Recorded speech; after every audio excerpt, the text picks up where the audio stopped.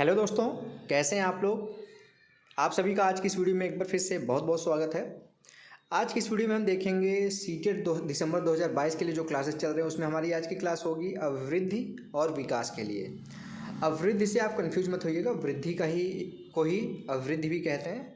तो अभिवृद्धि और विकास के बारे में देखेंगे और आज की हमारी क्लास है 23वीं।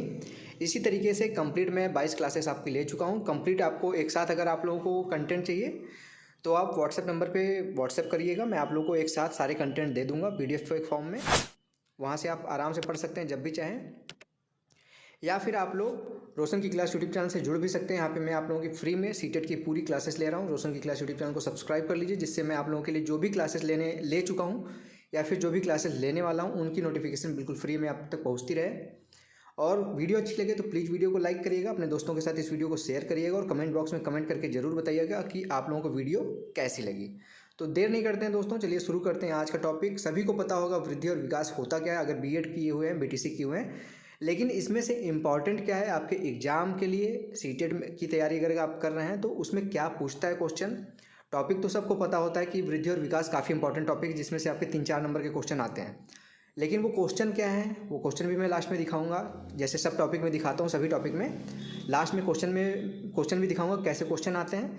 और आपके इस टॉपिक से या फिर किसी भी टॉपिक जो मैं पढ़ाता हूँ उसमें क्वेश्चन कहाँ कहाँ से बनते हैं वो भी मैं आपको सारी चीज़ें बताता रहता हूँ। तो शुरू करते हैं आज का टॉपिक। वृद्धि यानी कि ग्रोथ, और यहाँ पे विकास यानी कि डेवलपमेंट के बारे में जानते हैं हम कि वृद्धि क्या होती है और विकास क्या होता है, यानी कि ग्रोथ और डेवलपमेंट क्या होता है। तो फिगर के फॉर्म में भी आप देखेंगे तो देखिए बच्चा था, फिर बड़ा हुआ, फिर वयस्क हो गया, बड़ा हो गया।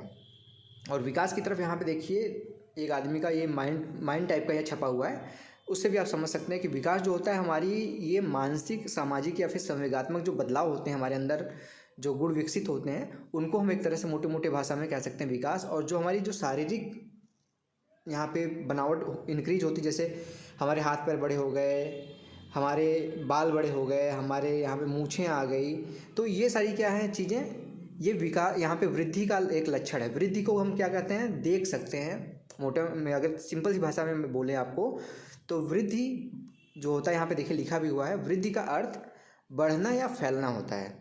कोई चीज़ बड़ी हो रही है या फिर कोई चीज़ फैल रही है जिसको हम देख सकते हैं, जिस चीज़ को हम देख के बता सकते हैं कि इसके अंदर ये चीज़ें बढ़ रही हैं, तो उसको क्या कहते हैं, वृद्धि कहते हैं। अतः मनुष्य के आंतरिक और बाह्य अंगों का बढ़ना ही वृद्धि कहलाता है। यानी कि जो आंतरिक अंग होते हैं हमारे, जैसे पहले हमारा बच्चे का माइंड जो होता है वो छोटा होता है, फिर धीरे धीरे धीरे जैसे वृद्धि होती है माइंड बड़ा होता है, उसी ये आंतरिक वृद्धि हो गई। और विकास, जैसे बच्चा होता है तो उसके हाथ पैर छोटे होते हैं, जब बड़ा होता है धीरे धीरे वृद्धि होती है तो उसके हाथ पैर बड़े हो जाते हैं। तो ये चीज़ें जो होती हैं आंतरिक और बाह्य अंगों में जो हमारी वृद्धि बढ़ना या फैलना होता है उसको ही कहते हैं यहाँ पे वृद्धि।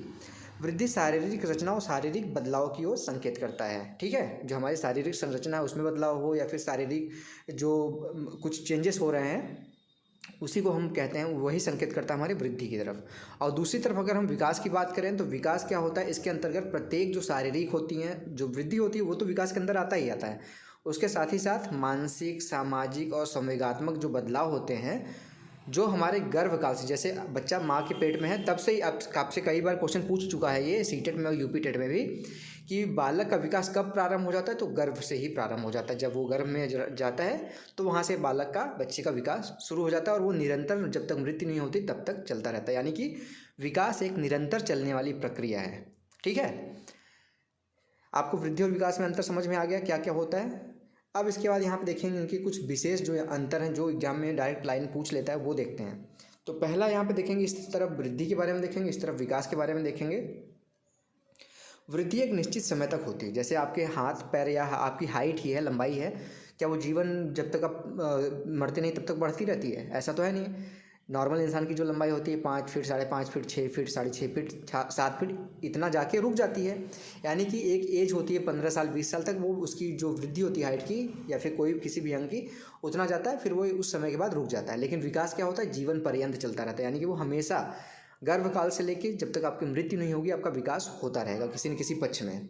दूसरी तरफ देखेंगे आप, दूसरा पॉइंट, तो वृद्धि मात्रात्मक होती है। यानी कि वृद्धि को हम मात्रा में यहाँ पे डिफाइन कर सकते हैं। जैसे कि आपका वजन कितना बढ़ा, पहले बच्चे में थे तो आपका वजन था 3 किलो, फिर उसके बाद आपका वजन हुआ 10 kilo, 15 kilo, 20 kilo, 50 kilo, 100 kilo, जो भी है उसको हम मात्रा के रूप में नाप सकते हैं। आपकी हाइट कितनी हो गई, 5 फीट, तो इसको नाप सकते हैं। लेकिन जो आपका विकास होता है वो गुणात्मक होता है, इसको आप नाप नहीं सकते। वो आपके गुणों में जो वृद्धि होती है। जैसे आप सीटेट की तैयारी कर रहे हैं, तो सीटेट की तैयारी आप करके पास हो गए, तो आपके अंदर वो विकास हुआ है, किसी न किसी चीज़ का आपका गुण विकसित हुआ। उसके बाद देखेंगे तीसरा पॉइंट है वृद्धि में।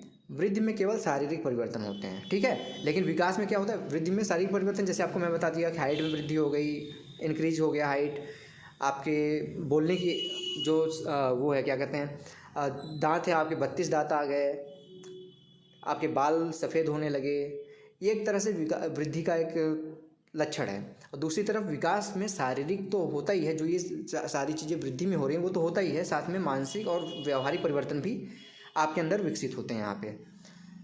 चौथा पॉइंट है वृद्धि में, वृद्धि का स्वरूप बाह्य होता है। यानी कि वृद्धि का स्वरूप बाह्य होता है, मतलब उसको हम अपनी आँखों से देख सकते हैं। जब किसी के अंदर वृद्धि हो रही है तो उसको हम देख सकते हैं।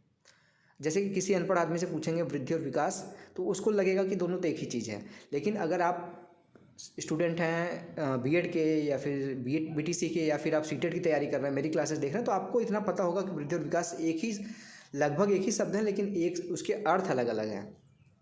तो इसको हम वृद्धि को हम बाहर से देख सकते हैं, जबकि जो यहाँ पे विकास होगा, यहाँ पे देख लीजिएगा, विकास का स्वरूप आंतरिक होता है। यानी कि जो विकास है वो अंदर से आपके अंदर विकसित होती है चीज़ें।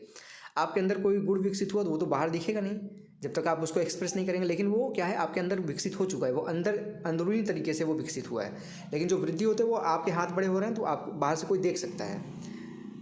अगला यहाँ पे पांचवा, वृद्धि केवल यहाँ पे परिमाणात्मक है। यानी कि जैसे मैंने बोला ना कि वृद्धि को माप सकते हैं। जैसे आपके हाथ की लंबाई है 1.5 फीट, तो उसको मापा जा सकता है। आपकी हाइट है 5.5 फीट, 6 फीट, उसको मापा जा सकता है। आपका वजन है 60 किलो, तो उसको मापा जा सकता है। परिमाणात्मक मतलब उसको हम परिमाण में व्यक्त कर सकते हैं। जबकि यहाँ पे जो विकास है, विकास को जो है वो परिमाणात्मक तो है ही, साथ ही साथ वो गुणात्मक भी है, दोनों है विकास। विकास को हम माप भी सकते हैं, आपकी जो वृद्धि हुई है वो आपका विकास के अंतर्गत आ जाएगा, उसको माप भी सकते हैं। लेकिन जैसे आपके अंदर कोई ज्ञान विकसित हुआ, आपकी मानसिकता विकसित अच्छी हुई और आपके अंदर चीज़ें और डेवलप हुई, मानसिक आपका विकास हुआ, तो उसको हम क्या कहते हैं, गुणों के रूप में यहाँ पे व्यक्त कर सकते हैं। यानी कि जो विकास होता है वो परिमाणात्मक और गुणात्मक दोनों होता है। और यहाँ पे वृद्धि का यहाँ छठवां पॉइंट देखें तो वृद्धि हो रहा है अगर, तो विकास हो भी सकता है और नहीं भी हो सकता है। यानी कि अगर कोई वृद्धि हो रही है आपके शरीर में, तो ये भी हो सकता है कि आपके अंदर कोई गुण विकसित हो रहा हो, लेकिन ये जरूरी नहीं है, हो सकता है कि ना भी विकसित हो, ठीक है। लेकिन जो विकास है, विकास वृद्धि के बिना भी संभव है। जैसे कि जैसे यहाँ पे वृद्धि के बारे में पहले बता दूं कि अगर आपकी हाइट मान लीजिए हो रही है, पहले 4 फीट थी, अब 6 फीट हो गई है, तो हो सकता है कि आपका जो आप कोई चीज़ उछल के पकड़ना चाहते हैं वो आप पकड़ ले रहे हैं, तो वो आपका एक तरीके से विकास हुआ। लेकिन ज़रूरी नहीं कि वो आपका जो वृद्धि हो रही है, अगर हो सकता है आपकी जो हाइट बढ़ तो गई है, लेकिन आप पागल हैं मान लीजिए, तो पागल अगर होंगे तो आप सारी चीज़ें तो समझ नहीं पाएंगे। तो आपकी वृद्धि के साथ साथ जरूरी नहीं है कि विकास हो, लेकिन ऐसा है कि जब विकास होगा तो उसके लिए ज़रूरी नहीं है कि वृद्धि हो तभी विकास होगा। जैसे मान लीजिए कोई साइंटिस्ट है, मान ली अभी एक आईएएस ऑफिसर बनी थी लड़की, देखेंगे आप, वो 2 फीट की 2.5 फीट के आसपास थी, मतलब जिसको कहते हैं बौना कहते हैं, वो थी। तो उसका तो वृद्धि तो हुआ नहीं, लेकिन क्या है, वो आईएएस बन गई। आईएएस बन गई यानी कि उसका विकास हो गया है। तो इससे क्या पता चलता है कि विकास के लिए वृद्धि जरूरी नहीं है। विकास आपके अंदर वृद्धि होगी, इसके बिना भी विकास हो जाएगा आपका। समझ रहे हैं, इसको आप समझ सकते हैं। छठा पॉइंट, विकास वृद्धि के बिना भी संभव है। अब हम चलेंगे सबसे इंपॉर्टेंट जो आपके सीटेट के लिए है, वृद्धि एवं विकास के सिद्धांत। यहाँ से आपके 1 नंबर का क्वेश्चन बनता है सीटेट में, खास तौर से सीटेट में याद रखिएगा, सिद्धांतों से जो वृद्धि और विकास का सिद्धांत है, इससे 1 नंबर का क्वेश्चन बनता है। तो इन जो चीज़ों को यहाँ पे जो ये ग्रीन में मैंने लिखा है, इनको याद करिएगा आप लोग। यह डायरेक्ट पूछ लेता है कि इसमें से कौन सा विकास का सिद्धांत है या फिर कौन सा नहीं है। 4 ऑप्शन दे देगा, उसमें से 1 ऑप्शन इसमें से नहीं रहेगा, तो ये सब ध्यान से देखिएगा। यहाँ पे देखें, पहला समान प्रतिमान का सिद्धांत। जैसे इसका नाम ही है समान प्रतिमान, उसी तरीके से ये सिद्धांत है। इस सिद्धांत के अनुसार मानव जाति के जो शिशु होते हैं उनका जो विकास होता है, उस मानव जाति के प्रतिमान, जो यहाँ पे जैसे 2 हाथ होंगे, 2 पैर होंगे, इसके प्रतिमान के हिसाब से ही उनका विकास होगा, अर्थात उनमें उनके विकास में किसी प्रकार का अंतर नहीं होगा। जैसे अब आपके घर में कोई बच्चा पैदा हुआ, ऐसा तो है नहीं उसके 3 हाथ हो जाएंगे, 2 ही आँख रहेंगी आपका, ठीक है। उसके बाल भी सिंपल से काले कलर के होंगे, हो सकता है भूरे हों, मतलब जो आपके एक प्रतिमान जो है मानव का, उसके अनुसार ही उसका, ऐसा तो है नहीं कि कोई बच्चा पैदा हुआ उसका हरा बाल हो गया, ठीक है, तो ऐसा नहीं होगा। उस जो मानव का बच्चा है तो मानव के प्रतिमान के हिसाब से उसका विकास और वृद्धि दोनों होगा। हरलाक यहाँ पे बोलते हैं, इसमें इन्होंने इस चीज़ को स्पष्ट किया है कि प्रत्येक जाति, चाहे वो पशु हो या फिर मानव हो, अपनी जात के अनुरूप विकास के प्रतिमान का अनुसरण करता है। याद रखिएगा, हरलाक ने ये कहा था, समान प्रतिमान का सिद्धांत को इन्होंने स्पष्ट किया था। दूसरा है यहाँ पे विकास की दिशा का सिद्धांत, बहुत इंपॉर्टेंट है, इसको याद रखिएगा, सीटेट में पूछा गया इससे, इस वाले वर्ड से। तो यहाँ पे मैं ये भी बता दे रहा हूँ, इस सिद्धांत के अनुसार शिशु के शरीर में विकास जो होता है वो सिर से पैर की ओर होता है। यानी कि पहले बच्चे का सिर विकसित होता है, फिर उसके बाद धीरे धीरे पैर की तरफ विकास होता है। मनोवैज्ञानिकों ने इस सिद्धांत को क्या कहा? मस्तिष्कोद्मुखी सिद्धांत कहा, यानी कि मस्तिष्क से लेके, यानी कि सिर से लेके धड़ तक, ठीक है। पहले शिशु का सिर विकसित होता है, फिर धड़ विकसित होता है, इसके पश्चात हाथ पैर विकसित होते हैं। इसी को कहते हैं विकास की दिशा का सिद्धांत।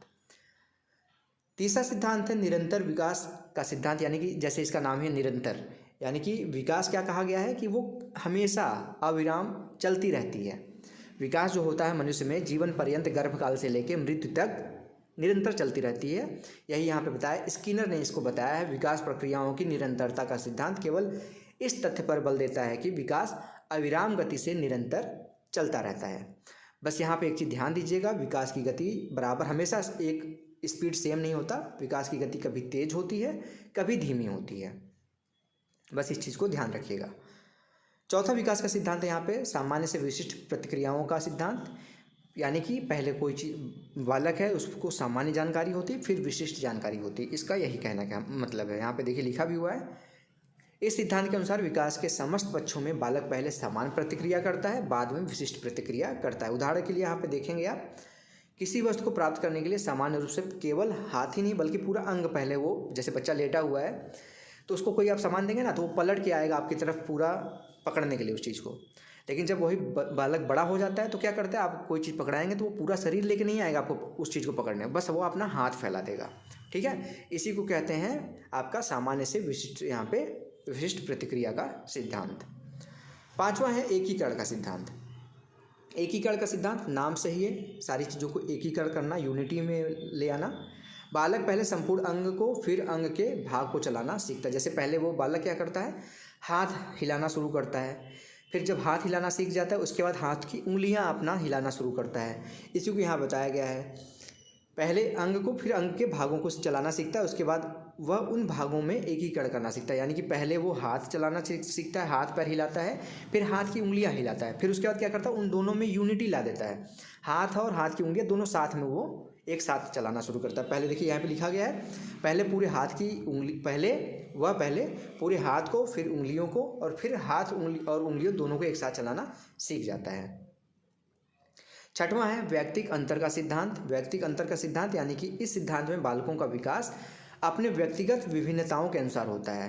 वे अपनी स्वाभाविक गति से ही वृद्धि और विकास के विभिन्न क्षेत्रों में आगे बढ़ते हैं और इसी कारण उनमें पर्याप्त विभिन्नताएं देखने को मिलती हैं। अब जैसे यहाँ पे व्यक्तिक विभिन्नता अंतर का सिद्धांत ये कहता है, एग्जाम्पल से समझिएगा कि जैसे आप इंडिया के हैं तो आपका विकास जो होगा, वृद्धि होगी, वो इंडिया के अनुसार होगी। यहाँ पे लोग 6 फीट से कम ही होते हैं, नॉर्मल जो हाइट है वो 6 फीट से नीचे है या फिर 6 फीट के आसपास है।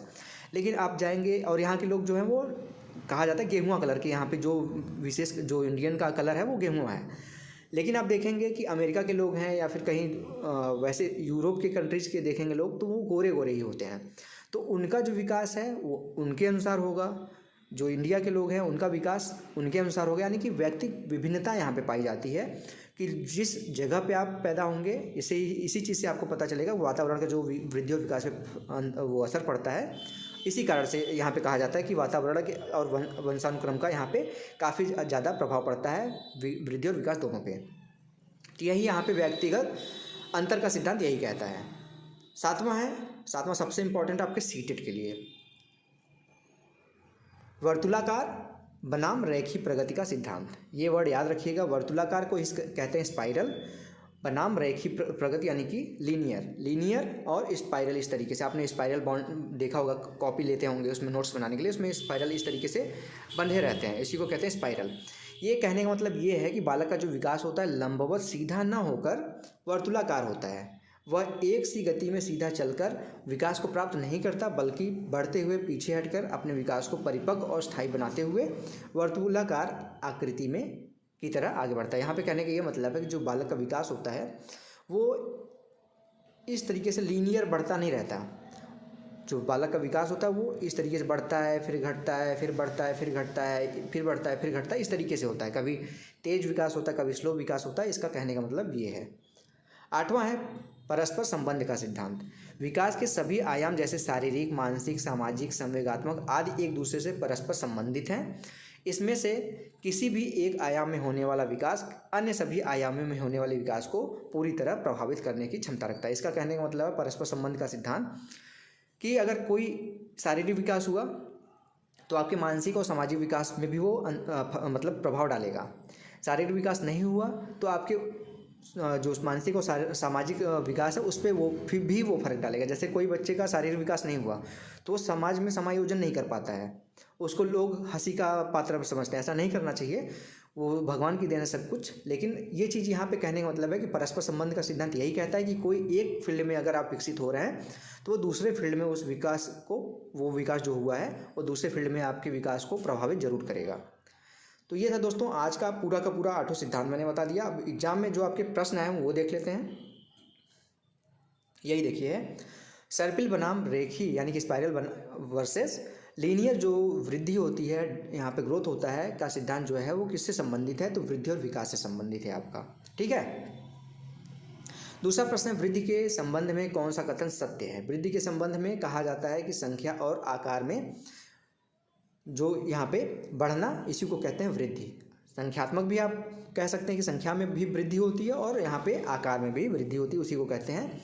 बाकी यहाँ पे देखेंगे और ऑप्शन जो है संख्या और आकार में बढ़ना बच्चों के लिए अच्छा नहीं है, तो गलत है ये।